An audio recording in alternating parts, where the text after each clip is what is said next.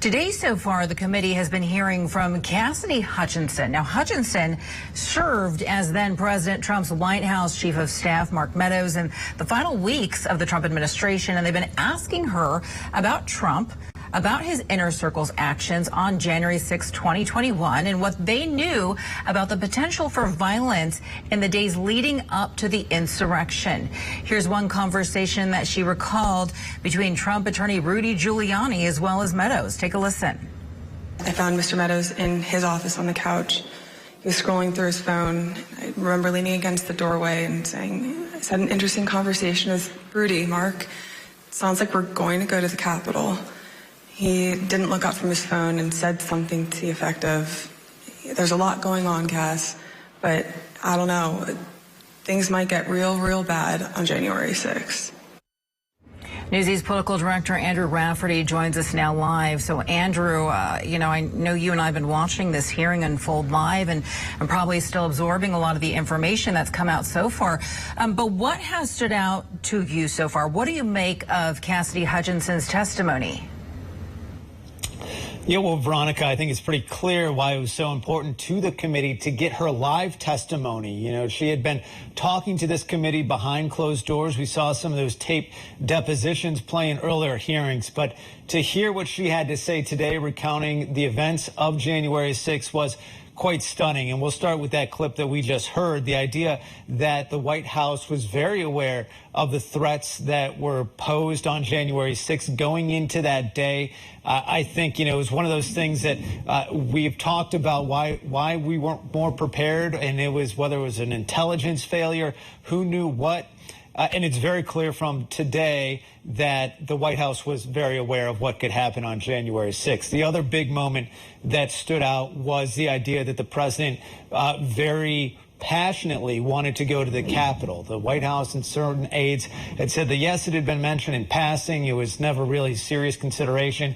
What was clear from the testimony today is that it was a very serious consideration. In fact, so much so that the president, according to testimony, and this was kind of third-hand testimony because Cassidy Hutchinson herself was not present for this event, but the president tried to grab the steering wheel of what's called the Beast. That's the presidential motorcade that he rides in, to direct it to the Capitol, and even got into a physical altercation with one of his Secret Service agents when they said that this was not a possibility. So you're right that this was pretty stunning, probably the most noteworthy and headline-grabbing of the January 6th hearing so far, just because a lot of this information was not previously known, Veronica. Yeah, I wanted to ask you about that, Andrew, because this is the, third or fourth time that Hutchinson has gone before this committee. She's already provided about 20 hours of testimony. Why do you think the committee announced this hearing on such short notice? Why do this now?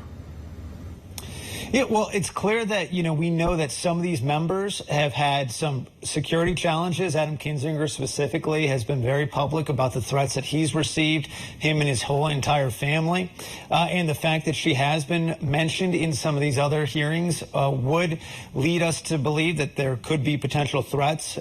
She was the one who last hearing had mentioned that a number of the Republican members of Congress had asked for pardons, and some of those members were quick to respond. Marjorie Taylor Greene, one of them, and said that this was inaccurate. So who knows what kind of security considerations go into being the type of whistleblower that we're seeing today. But we do know that a number of people who have come before this committee, either because of public statements made in the days after the election or because of cooperation with this investigation on Capitol Hill, have put themselves in a line of scrutiny. And so that might be part of it, as well as just collecting more factual information. We know that the investigation of this committee has been ongoing while these hearings have been taking place. And so as they continue to collect more information, they continue to want to bring that to the public. And it's pretty clear from what we heard today that this is not the last hearing either. They're going to continue well into July, Veronica. Absolutely, Andrew. And do you know, Andrew, at this point, if the former president has been watching? Does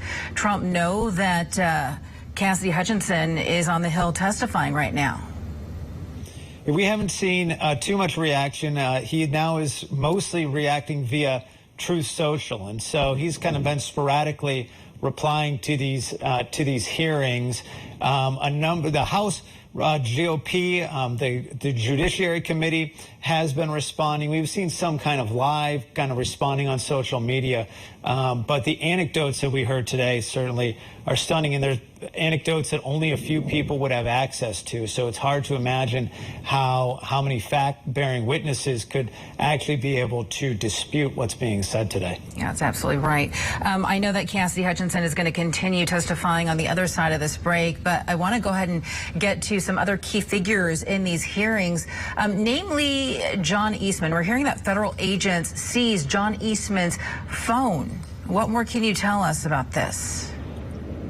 Yeah, well, so this is very interesting because this happened the same day as Jeffrey Clark, who was an individual who's very much at the center of the last of these hearings, a DOJ official who was sympathetic to Trump's claims of election fraud, so much so that the president almost put him in charge of the DOJ until a very dramatic Oval Office meeting. And so John Eastman, he was the president's, one of the president's lawyers who really was spearheading this effort of overturning the election results on January 6th. In fact, many in the Oval Office feel he is the one most responsible for what we ultimately saw on that day, for the storming of the Capitol, for this belief that Vice President Mike Pence had some power to unilaterally change the election results. And so the DOJ, so separate from what we're seeing today, separate from the House committee investigation, seized his phone. It was the Inspector General of the Department of Justice. And it's another symbol that between him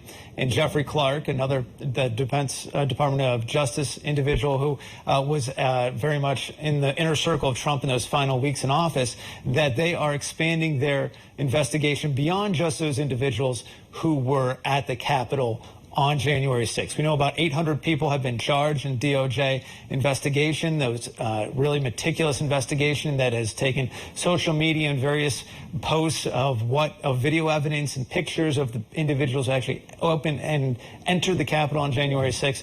This is really a sign that that the DOJ's investigation goes well beyond, in addition to, in parallel with what we're seeing on Capitol Hill today.